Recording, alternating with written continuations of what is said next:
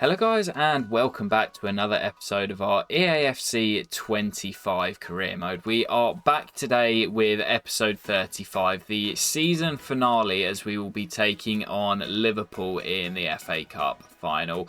Due to the power of editing, despite this game being played before our final league fixtures, you will have already seen what happened at the end of the Premier League season, where at the time of recording, I already know we won't have clinched the Premier League trophy because we're now 7 points behind Chelsea with just 2 games left to play. So it looks as if it will be a 3rd or 4th place finish for the Saints. But today is all about the FA Cup, jumping into the final back at Wembley after the crazy semi-final where Marcus Leonardo scored in the 119th minute to send us to penalties. We then won it 5-4 on the spot kicks thanks to heroics from Bazunu and Yusuf and Diashime scoring the winning penalty.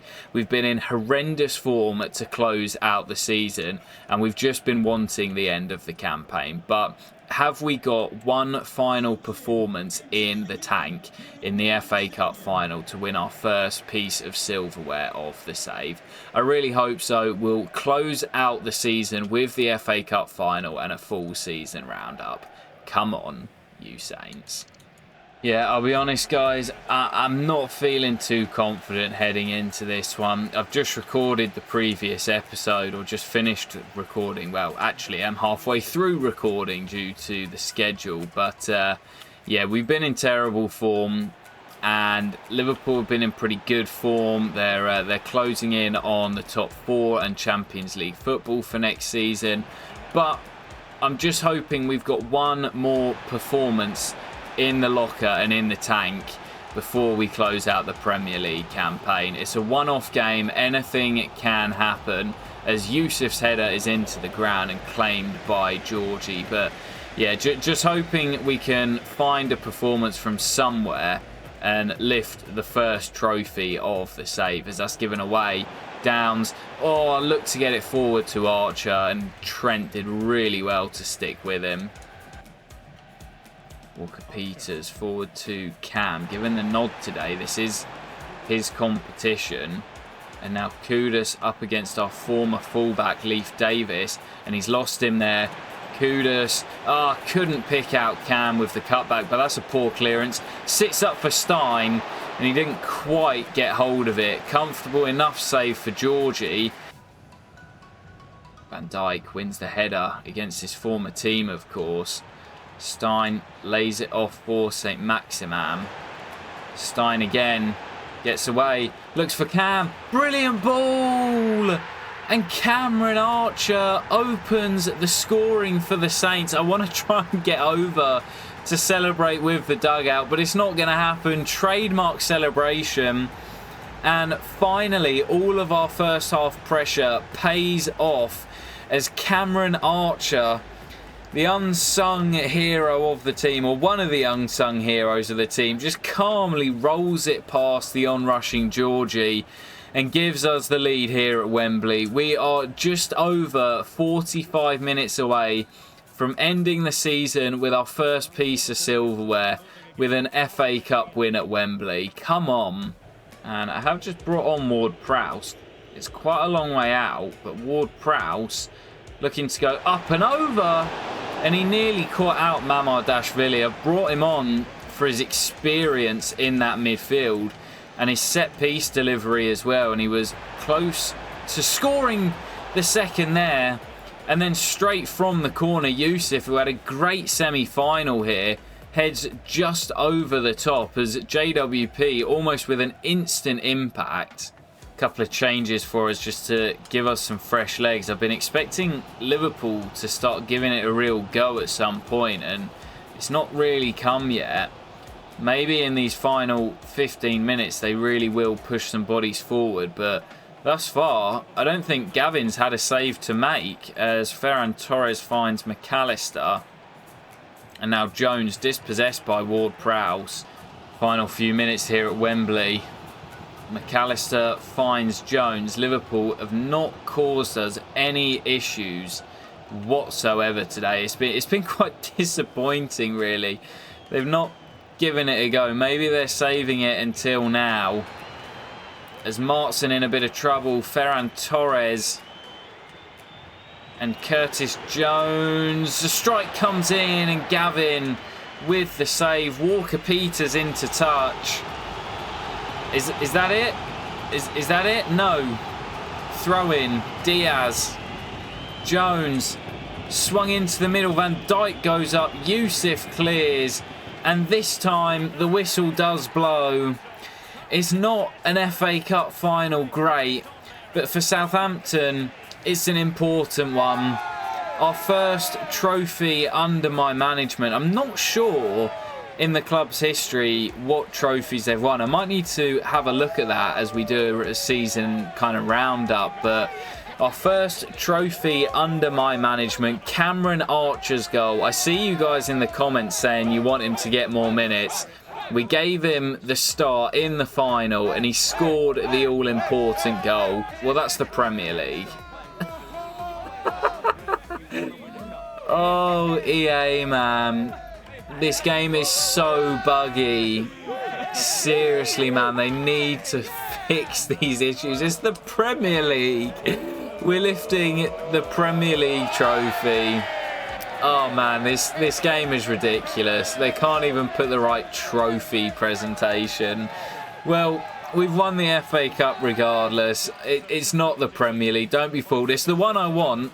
I'd swap you the Premier League for the FA Cup trophy, but yeah, we'll be back next year competing for that one. Enjoy it whilst it lasts, lads. Because I'm sure Chelsea are going to be after that trophy in a couple of weeks' time when they're crowned champions. This game is so buggy, man. So, as we get back to the menus, of course, our FA Cup win, not the Premier League, despite us being presented with the wrong trophy. Someone somewhere really fucked up for that to happen. But I've just had a quick look. Southampton's only other major honour in club history is the FA Cup that they won back in 1976 when they were actually in the second tier, beating United by 1-0 in the final. So our first trophy of the save since taking over with Southampton is the only trophy that the club has ever won. But if I could swap it for a Premier League, yeah, I probably would. I really wanted to get my hands on that Premier League trophy, but we'll be back next season. Don't you worry about it. I am coming for that Premier League. And before we do anything else, I've seen a few youth player unsettled emails. So I think all of these guys are going to be getting pro deals. So as always, we'll do a full roundup around the leagues, the European competitions and whatnot. So of course, starting with the Premier League where Chelsea were crowned champions, Man City runners up and Southampton in third. Liverpool wrapping up the Champions League with Spurs going into the Europa League. West Ham finished in 6th in the end. Look how tight it was for those European spots. Arsenal into the Conference League. Crystal Palace just missing out, and Manchester United in 9th with Newcastle wrapping up the top 10. It was all pretty congested towards the bottom half of mid-table, but it is Bournemouth, Norwich and Burnley heading back down to the Championship for next season. The FA Cup, as we know, won by Southampton thanks to Cameron Archer's goal at Wembley in the final. And the Carabao Cup this year was won by Arsenal, defeating Liverpool, so 2 domestic cup losses for Arne Slot's side in the season. That must be pretty gutting. But as for the European competitions, the Conference League was won by Bologna. You love to see that. Got a bit of a soft spot for Bologna. Had a really good season last year in real life, heading into the Champions League for this year. But Conference League winners in Season 4 of the save. The Europa League was won by Atletico Madrid, the Spaniards beating Tottenham in the final. So that would have been a route for Spurs to get into the Champions League after missing out in the league, but they fell short to the Spaniards in the final, another Spanish side winning the Europa League. And as for the Champions League, it was Bayern Munich beating Juventus in the final. 2 different finalists, no Manchester City or Real Madrid. City were knocked out on penalties by Juventus, of course. We were knocked out by City in the quarter-finals. Real Madrid also knocked out by Juventus, so they did really well to make it to the final, but fell short to the Germans by a 1-0. And a quick look at the goal-scoring charts, where in the end, Marcus Leonardo, after back-to-back hat-tricks in the Premier League in matchday 37 and 38, ended up finishing just one short of Luis Diaz and Joshua Zirkzee, who both tie at the top of the scoring charts.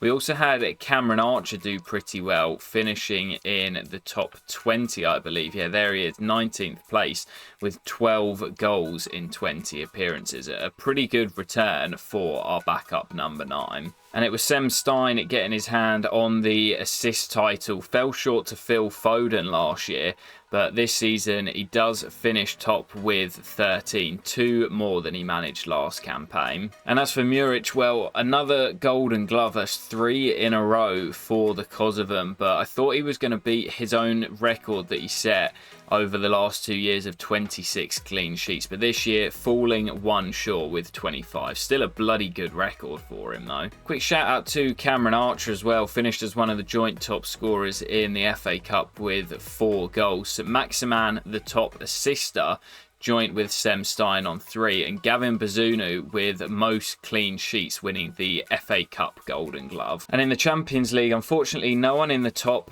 scoring or assisting charts. Of course, we won most of our games by a 0-0, especially in the league phase, but Muric with 10 clean sheets in 12, a fantastic record, but he couldn't avoid us getting knocked out in the quarter-finals by Manchester City. So a nice look at the individual player stats now. Time to look around the other leagues, as Leicester and Ipswich heading back to the Premier League automatically, with Everton missing out by just a single goal scored in the Championship. That is crazy. But a change of winner in the Women's Super League, as Chelsea normally come out on top, but falling short to Manchester United by 2 points this year in the WSL. But no surprises who was on top in France. PSG, I'm pretty sure they've won it every single season of the save, apart from maybe one.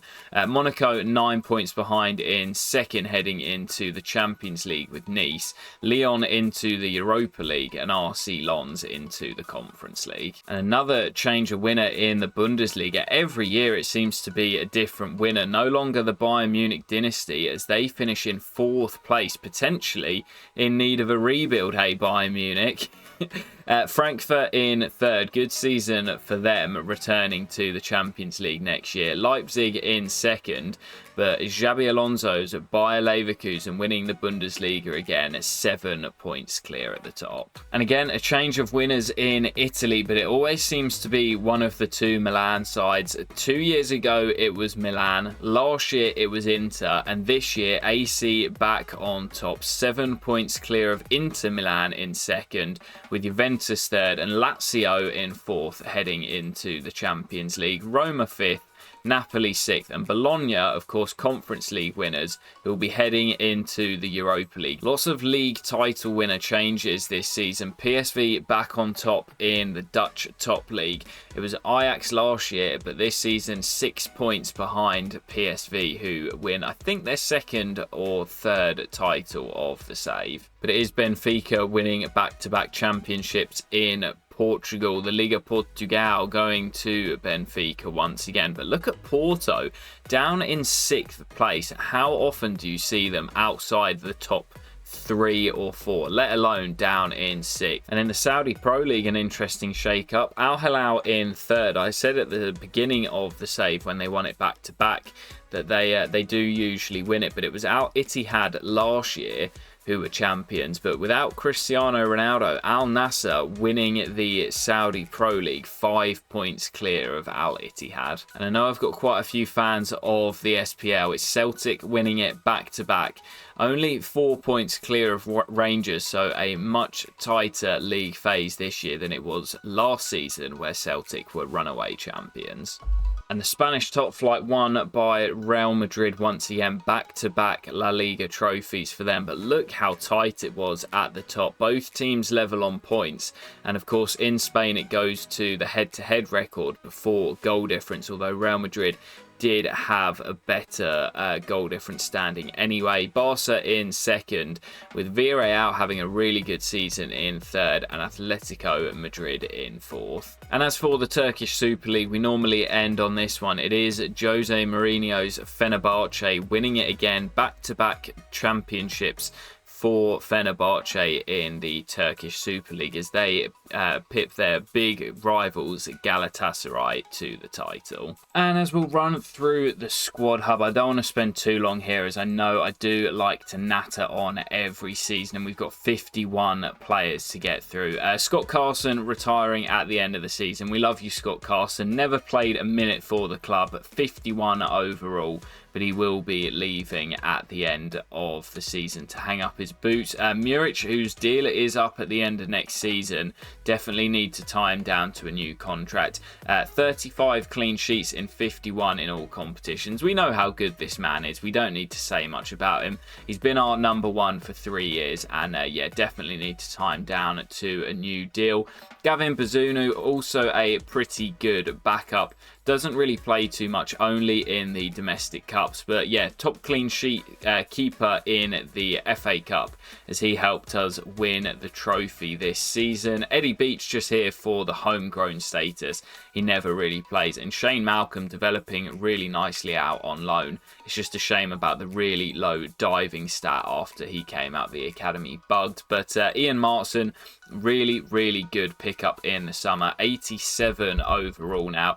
No goals from the fullback, but he did get 4 assists and just a constant threat down that left-hand side. Definitely an upgrade on Leif Davis, who we had at left-back last season. After his departure to Liverpool, I don't think we could have found a better replacement for him than Ian Martson. Larios out on loan, Kai Vaughan also back on loan, both coming back in the summer. I think Larios will probably be sold and Kai will be kept as a squad player. But as for our centre-backs, I'm not too sure what's going to happen here. Van Dijk, Kimpembe and THB all handed in transfer requests. Van Dijk and Kimpembe, I think both could potentially retire next year, although Van Dijk's got 2 years left on his deal. I don't know. We're going to have to reassess in the summer. I think game time was shared out between those three, with Solé featuring the most, as he is our star centre-back at 87 overall. Unless we sell one of these guys in the summer, then they will probably all be staying. Even the guys that are transfer listed, I'm just going to keep until they run down their contracts. And Nathan Wood, to be fair, as a 5th choice centre-back, never complains, can pull him in any competition. And he did get a really important goal in the FA Cup to draw us level against Bolton Wanderers in, I think it was the last 16. Walker Peters, another really solid season for him. I think he's gone up 2 ratings, 41 appearances for the official club captain, and of course he signed an extension on the rotation squad role, so he doesn't really complain too much if he's not playing. But 41 appearances in all competitions is pretty solid. Did pick up 2 assists, and yeah, he's just solid, Walker Peters. But of course we phased him out for Tino Livramento this season. 43 appearances for the Englishman, only the 1 assist, no goals, but he's brilliant down that right hand side. He has sort of stopped with his development now, but I definitely think we can get him growing a little bit more. Rapid down that right-hand side and a really good outlet. Gillette didn't play too much, only on the rotation squad role, and he sort of filled in the Champions League midweek games and in the Cups. A pretty decent pickup in the summer. Will Smallbone's just here for the squad registration. We will probably give him a new deal in the summer. They finally got rid of his hair in game. So Will Smallbone probably will be staying.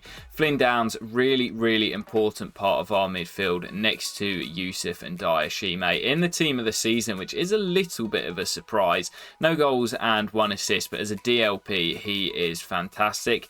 Although it is the one position in the team I may look to bring in an absolute star next summer to take us to the next level. With Flynn Downs now 29 years of age as well, we may ask him to take more of a rotation squad role, and that may see the departure of Ilya Gruev. Still 25 appearances for the Bulgarian, and he was one of the first signings that we made in the save. But at 28 years of age, I definitely think we can do better. He's not growing anymore, and with 2 years left on his contract, now seems like the right time to sell. Yusuf and Diashime, only a year left on his contract, so again he will probably get a new deal, but now entering his late 20s and into his 30s. Are we going to keep Yusuf? Yeah, I think so. He is so integral in that deep position in midfield. His stats aren't the greatest. We could potentially look for an upgrade on some of his stats, but defensively, the guy is just a brick wall. He's absolutely fantastic. And in that centre-half role, I wouldn't want anyone to replace him. 49 appearances might potentially make him the player with most appearances in the squad this season, and 34 clean sheets in 49 of those games. He is so important to the way we play. Moving forward to the wide players, Alan St. Maximan, what a fantastic season for him. Into his early 30s now, and I said I needed improvement from him. 6 goals and 11 assists in all competitions, 5 goals and 7 in the Premier League. A big improvement from the Frenchman, and it might seem a little bit harsh, but at 81 overall, down that left hand side is probably the position that I would look to upgrade in the summer. But Alan St. Maximan will certainly be staying, even if it is just to take a bench role after a really solid season, second season with the Saints, although his deal is up at the end of the season, so we may need to renew that in the summer. Brereton Diaz joining Leeds, as we know, only played garbage time this season, did get 1 assist coming off the bench away at the City ground in our 4-0 victory. Sam Edozie into his mid-20s. I'll probably keep him at the club, but no goals and just the 2 assists this season. We could potentially look to bring in one of the young lads that you might see later on who have developed really nicely, but I do quite like having Edozie at the club as a real player and someone that is at Southampton in real life. There aren't many that have stayed in the squad, so it's quite nice to keep Edozie. JWP, I know a few of you guys have been saying, Sam, you need to replace him. I'm hoping that he's going to retire at the end of next season with just a year left on his deal, because I want to keep him here until he retires. Southampton through and through. And you know I love him due to his dead ball specialty. Scored 1 goal and got 1 assist this season. I think the goal was a free kick, wasn't it? I can't remember who against. But yeah, JWP, his dead ball delivery is so good. I'm hoping he's going to retire next season. Angel Gomez, brilliant pickup in January. Featured 19 times, 2 goals and an assist for the Englishman. And the thing I love about Gomez, he can play deeper, he can play as a 10, he can play out wide. I've played him at fullback. This man can literally fill in everywhere with the stats that he's got. Such a good utility player to have in the team, and a brilliant January pickup. I'm so glad I decided to sign him. Saeed hopefully heading out to Hull City in the summer. Pretty good starting overall for an 18-year-old and some decent base stats. Sem Stein in the team of the season, of course. A bit of uncertainty around his future with his deal up at the end of the season. Only on 35 grand a week, and he's not happy with that contract. I'm sure we'll offer him a new deal in the summer after 7 goals and 17 assists in all competitions this season. He was fantastic again in that attacking midfield role, and he had to be, because this man, Chaibi, unfortunately missed 6 months of the season through injury. Went down early on in the campaign with the 3-month broken toe, and then just as he came back, went down again. But he did show glimmers of just stardom. He was so brilliant when he was fit at times. 24 appearances, no goals for him, but 5 assists, and we definitely have not seen the best of Chaibi. Still lots more to come next season. Hodgson will probably go back out on loan, only 73 overall. But as for Lewis Turner, heading back from his loan at Newcastle, I want to give him some game time this season. He's up to 78 overall, and some of the stats are pretty decent as well. If you look at the technicals, 82 finishing, 86 ball control, and 88 short passing. He's still got some work to be done, but I think I'm going to keep him around as a squad player next year because we've not really integrated any of the youth players. So I will look to keep some next season. Nathan Teller, 44 appearances.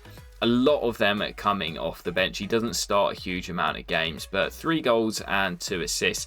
He's a decent squad winger to have, and of course qualifies for the homegrown squad registration rules in Europe, so he will most likely be staying. But he's behind this man, Mohamed Kudus. Really good for first season for him. 6 goals and 8 assists for the Ghanaian. And a massive upgrade on Abdul Fatawu on that right-hand side. His numbers much better. He went through a bit of a struggling patch of form towards the end of the season where his numbers sort of started to dwindle. But yeah, he is a fantastic player in his prime at 27 down that right-hand side. Suleimana, I think, potentially will get sold on in the summer. Again, one of the OGs, but we've got better players coming through now from the youth academy, and he doesn't really play too much anyway. 17 appearances, no goals, but he did pick up 2 assists coming off the bench mostly. So yes, Suleimana probably will be sold with just 2 years left on his deal. Tom Fellows is literally just here to fill out the squad. He never ever plays, just 5 appearances. I don't know whether I'll keep him or not next year. 2 years left on his deal. It'll probably come down to whether we need to raise any funds to bring anyone in, whether we keep Fellows or not, or potentially if we need to shorten the squad size. So Fellows might potentially stay, might potentially go, but he never really plays. But when we've got the likes of this man, Elliot Cole, coming back from his loan in France at Red Star, yeah, it's difficult to see where someone like Tom Fellows is going to get game time. Just 19 years of age. Look at these physical stats: 99 acceleration, 93 sprint speed, 89 agility and 87 balance, 92 finishing and 96 ball control. Some of his stats have just absolutely shot up. So Elliot Cole definitely going to be staying at the club next summer to play a part in the squad. We've got loads of other wingers out on loan still developing. Amo Amior has never quite developed as much as we would like him to, but he's still only 21 and growing out on loan at Sunderland. We've got Trezor Barney, who's up to 77 overall. He looks fantastic. Dibbling also out on loan at Heidenheim. I love when you get 2 players out at the same club. Hugh Sharp is due back in the summer, but we've got much better wingers than him, so I will probably just look to sell him in the summer. And Ibu Sonko and Clarence also have another year out on loan. So loads and loads of wide players out on loan. Sekou Mara, really good option as our third choice striker. Doesn't ever complain about not getting picked as he's only on a sporadic squad role. And he picked up 4 goals and an assist for us this season. He is the perfect sort of third choice striker behind this man at Cameron Archer. What a goal scoring season for Cam. His best of the save as he notched up 16 goals, mainly in the Premier League and the FA Cup, but a really good number 2 to call upon when we need to rest Marcus Leonardo. And we spoke about this man in the previous episode. Ended up with 27 goals and 2 assists, only 1 short of the Golden Boot in the Premier League. And I think giving him a full season, bearing in mind he only played 31 times in the Premier League, if he has a full season next year, I think he is coming for that Golden Boot and could potentially lead us to a Premier League title. He ended up being a fantastic replacement for Evan Nilsson. We've also got Connor Cox, who's due back. I'd love to give him some game time, but he'd be 4th choice striker. So I think I might loan him out for 1 more season and see how he gets on, because he's developing really nicely. Up to 75 overall, now at 20 years of age. Of course, came out the academy at such a young age of 16. We've never never really seen him, but he's developing into a great striker, and I promise you guys we will see him at some point in this save. Joseph and I still can't pronounce his name. Joseph is developing really nicely out on loan in Spain. Doesn't look quite as good as Connor Cox, but he's got another year out on loan. And Nicolo Messina, who we just promoted, is also most likely going to be heading out on loan in the summer. So almost a full squad.